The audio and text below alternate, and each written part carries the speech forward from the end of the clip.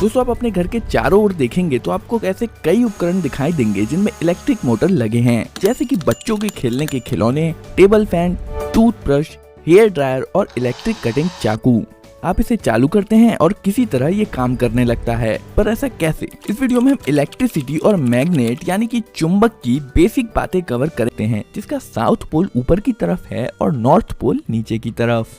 अब आर्मेचर तब तक घूमेगा जब तक कि विपरीत पोल एक दूसरे के सामने नहीं आ जाते हैं।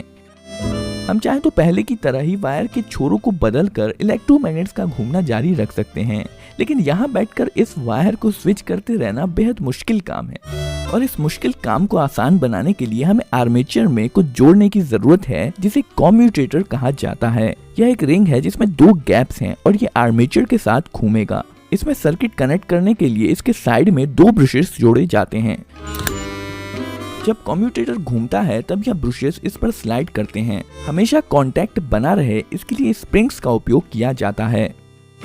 करंट वायर से ब्रश, ब्रश से कम्यूटेटर रिंग से आर्मेचर और फिर आर्मेचर से कम्यूटेटर रिंग और ब्रश के माध्यम से वापस वायर में फ्लो हो जाता है।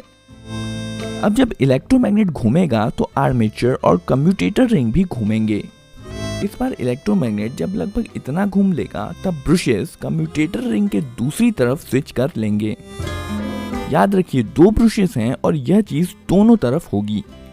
कॉन्टैक्ट स्विच होने से पहले करंट इस तरह से फ्लो हो रहा था, पर जब ब्रशेस साइड स्विच कर लेंगे तब करंट इस तरह से फ्लो होने लगेगा। और जब करंट की डायरेक्शन बदल जाएगी तो इलेक्ट्रोमैग्नेट की पोलैरिटी भी बदल जाएगी और आर्मेचर घूमता रहेगा। असल में कम्यूटेटर रिंग यहाँ पर वही काम कर रहा है जो पहले हम वायर बदल कर रहे थे, पर इस बार यह सब कुछ अपने आप ही कर ले रहा है। जब तक यह बैटरी से जुड़ा हुआ है तब तक यह इसी प्रकार घूमता रहेगा। बैटरी डिस्कनेक्ट कर देने पर इलेक्ट्रोमैग्नेट भी नहीं रहेगा और घूमना भी बंद हो जाएगा। अभी तक हमने आर्मेचर पर बस एक लूप का इस्तेमाल किया है। इसमें मोटर की स्पीड इरेगुलर होती है और इसके अलावा जब ब्रशेस कम्यूटेटर रिंग के टुकड़ों के बीचों बीच होगा तब इस स्थिति में मोटर रुक भी सकता है। इस मुसीबत से बचने के लिए यहाँ पर हम कम्यूटेटर रिंग को और 2 भागों में बांटकर और एक लूप जोड़ सकते हैं। शुरुआत में ब्रशेस इन 2 कम्यूटेटर के टुकड़ों के कांटेक्ट में होते हैं, जो इस इलेक्ट्रोमैग्नेट को ऑन कर देते हैं, जिसके कारण यह घूमना शुरू कर देता है।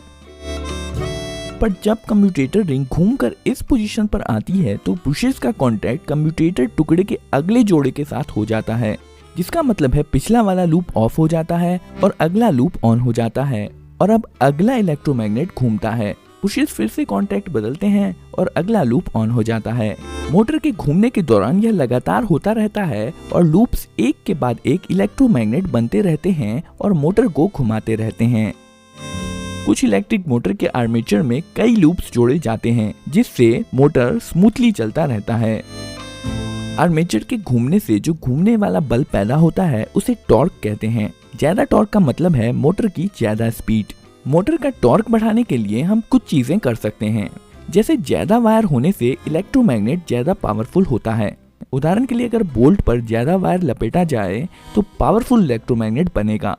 आर्मेचर लूप्स भी बहुत सारे वायर से बने होते हैं, जिसका मतलब है मोटर में ज्यादा पावरफुल इलेक्ट्रोमैग्नेट होगा और मोटर भी ज्यादा स्पीड से घूमेगा। यही कारण है कि अगर आप किसी असली मोटर को खोलकर देखेंगे तो पाएंगे कि उसमें बहुत सारा वायर लपेटा हुआ होता है।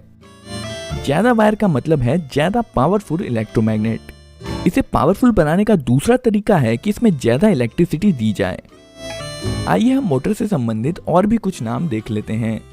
यहाँ पर जो पार्ट्स नहीं घूम रहा है उसे स्टेटर कहते हैं, जो कि इस केस में